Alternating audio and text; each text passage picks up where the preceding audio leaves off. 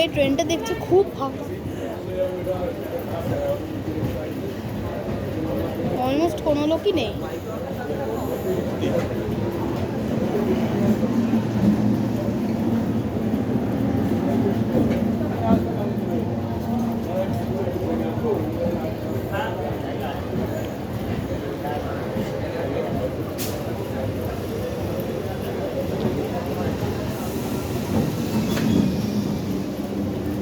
দাঁড়াও দাঁড়াও দাঁড়াও, কিছু বলবে না।